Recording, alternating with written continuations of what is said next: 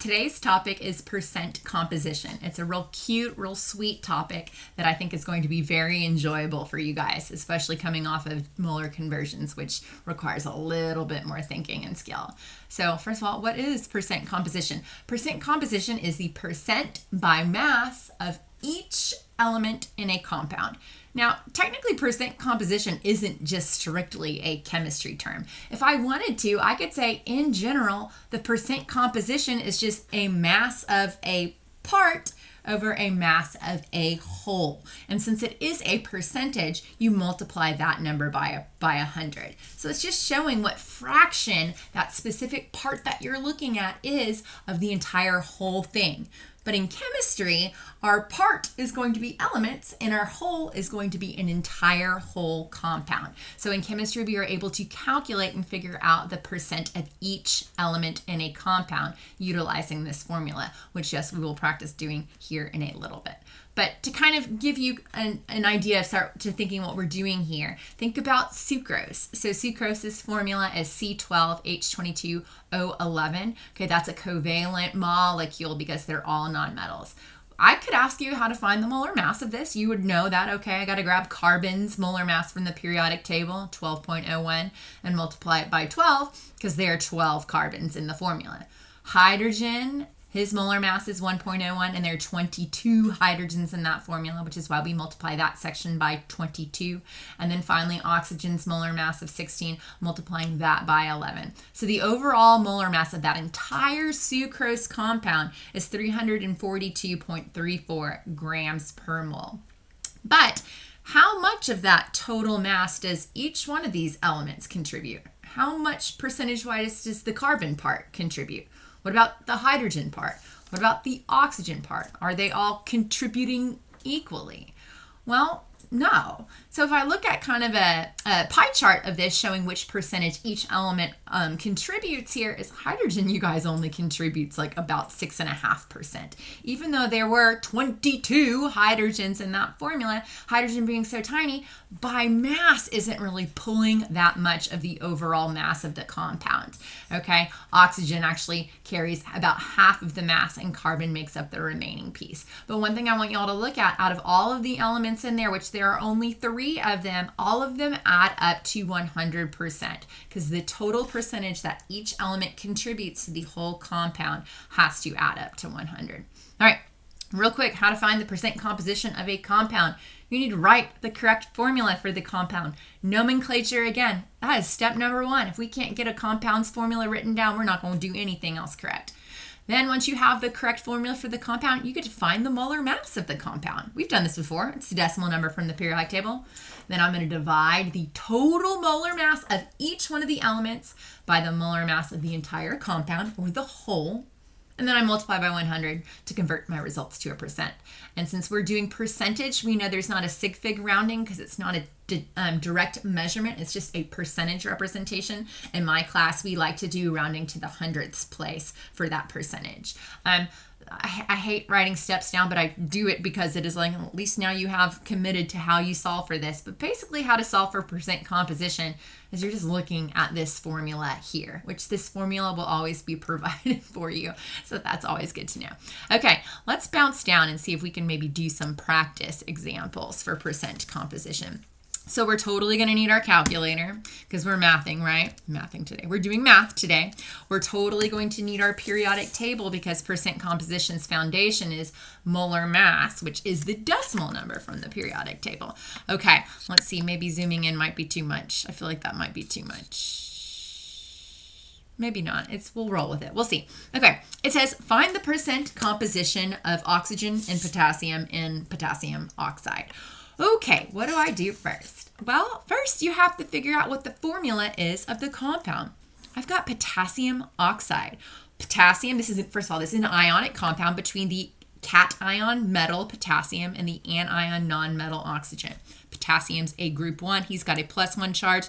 Oxygen is a -2 depending on his group. So the formula of potassium oxide is K2O. Okay, so this is important because if you'll notice, the formula for percent composition everything that is always on the bottom is always going to be the mass or the molar mass of that entire compound. So if they want us to break down the percent composition of both oxygen and potassium, I still have to know what the mass of the compound that they are in together. So let's go ahead and write the molar mass of this compound, because that is, you guys, step number 2. So I have potassium. Potassium, his molar mass for 1 potassium is I barely move it over here right now. Okay, there, now we can see it. I have a 39.1, right? So clear, 39.1, and there are 2 of those potassiums, so times 2. And then I have oxygen. Oxygen is where is he at? 16 right here. And there is only 1 oxygen in potassium oxide. So my molar mass of potassium oxide is 94.2, right? So I have 94.2.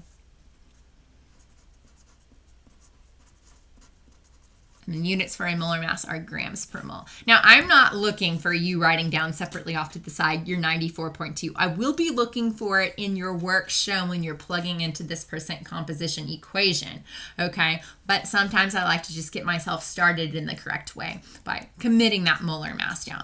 In fact, I think I will zoom out a little bit. Oh, yes, that's a little bit better. Okay.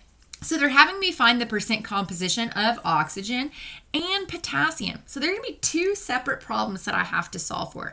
According to the equation for percent composition, I'm going to take the mass of the element divided by the mass of the whole compound. Well, the mass of the element is going to be specific for oxygen, so I'll have to do that. And then I'll have to do the same thing, but this time for the mass of the potassium. Okay, so what I like to do to get started off here is I like to break it up into the 2 equations. So the first equation I'm going to use is to solve for the percent of the oxygen part. And then I'm going to do a separate equation down here to solve for the percent of the potassium part. Okay, so we know that percent composition is the mass of the part, the oxygen part for this first example. Well, the mass of the oxygen part is oxygen there. There's only 1 oxygen there. If there were more than 1, I would have to accommodate for that. But since there is 1 oxygen, I only have to take into account 1 molar mass of one of those guys. So oxygen's molar mass is 16, right? So that's the mass of all of the oxygens. And now the mass of the whole goes on the bottom. Well, we already mapped out what the whole molar mass of potassium oxide is. It's 94.20 grams.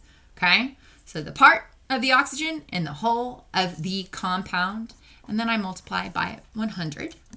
So we're ready to grab our calculator. We have 16 divided by 94.2, and then to turn it into a percent, we multiply by 100. Okay, so this is 16.99%, right?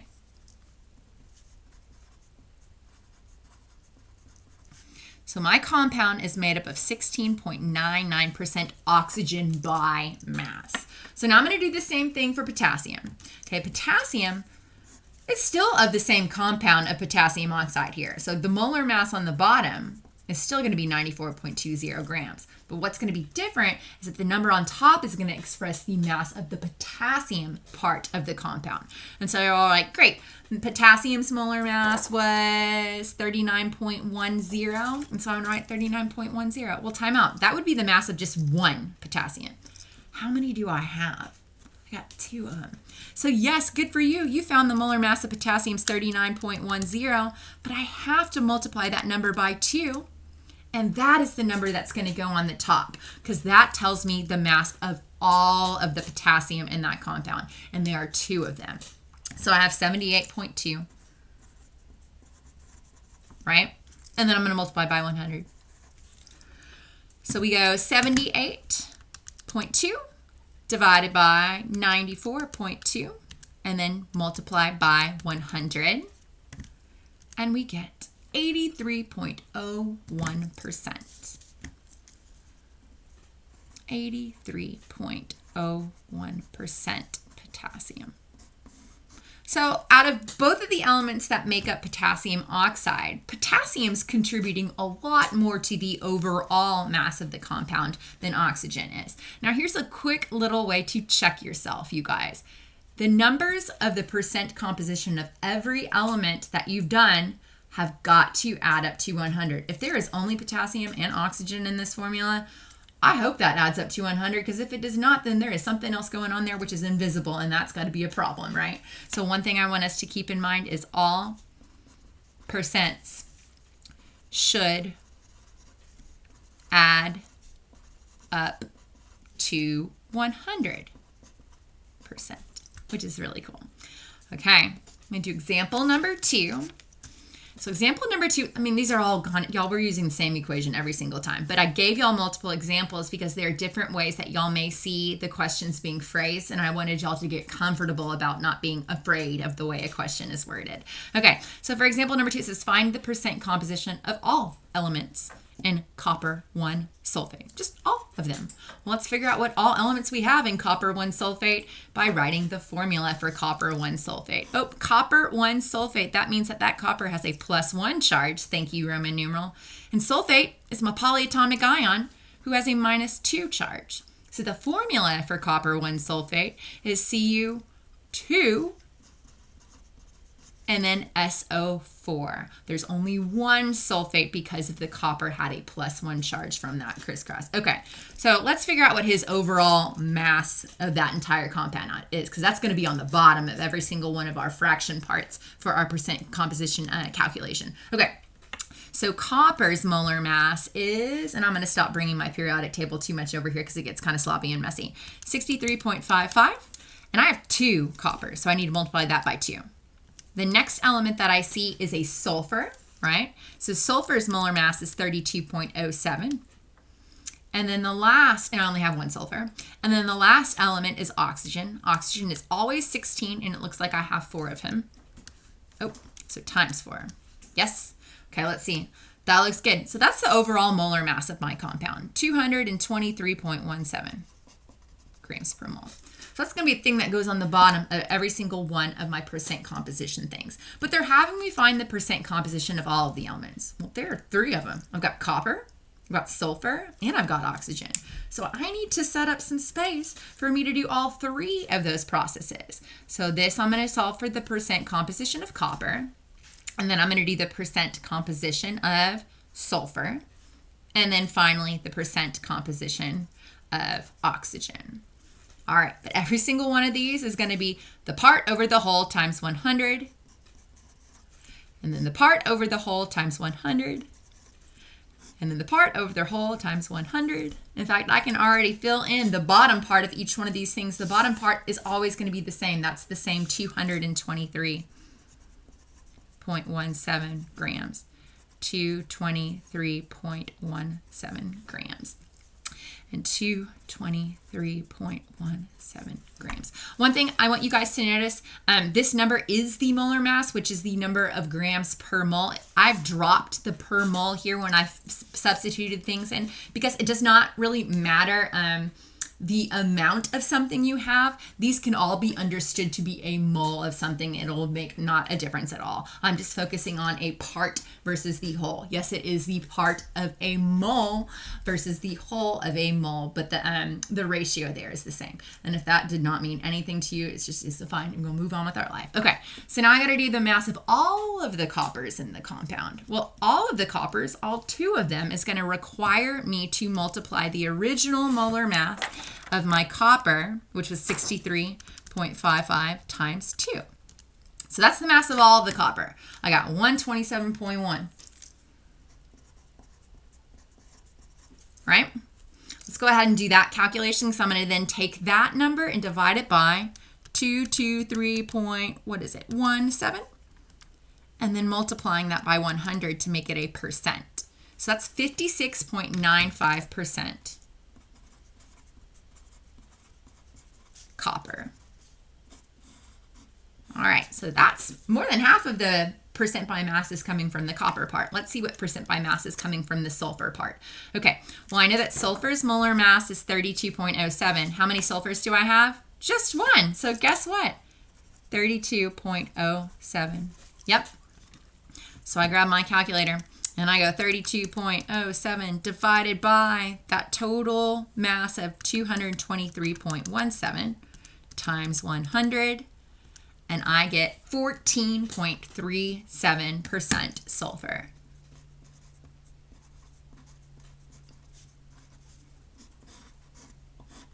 Cool. All right. Let's see what remaining percentage I get for oxygen. And some of y'all are like, well, since oxygen's the only guy left and you told us that all these things need to add up to 100, couldn't I just add these two together and then subtract from 100 and then I get the leftover? Yes, you can. And that is a great way to check your work. But if I'm asking you to do a percent composition problem, I want to see you plugging in mathematically what I am asking for here. Okay, so I'm going to want you to show the masses of each part over the whole with the units, because these are masses, not monkeys or, I don't know, seashells. They're grams, right? And then I want to see the answer with a percentage. Okay, and you're like, oh, so annoying. I'm like, I'm sorry. Okay, so the mass of the oxygen, keep in mind there are 4 oxygens here. So oxygen's molar mass of 16, I need to multiply that by 4 because that will give me the masses of all 4 of those oxygens. So I got 64. Okay, so 64 divided by my total, 223.17 times 100. So oxygen is contributing 28.68%.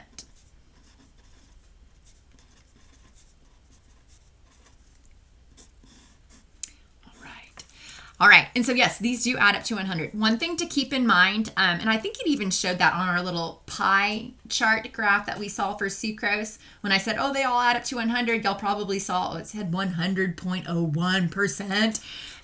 It may slightly vary and be like 99.99% or 100.01% because we are rounding on the hundredths place here. And sometimes an issue in rounding, if you have a lot of elements in a compound, can slightly displace your final total percentage from being exactly at 100.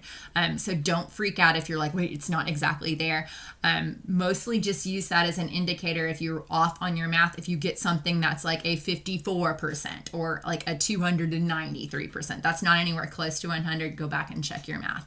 Okay, next example. It says, find the percent composition of nitrogen in ammonium sulfite. Okay, well, here's my compound. Ammonium sulfite, ammonium sulfite. What is the formula for this guy? Ammonium's that weird polyatomic ion. He's the only cation or positively charged polyatomic ion, okay? He's got a +1 charge. And sulfate is another polyatomic ion.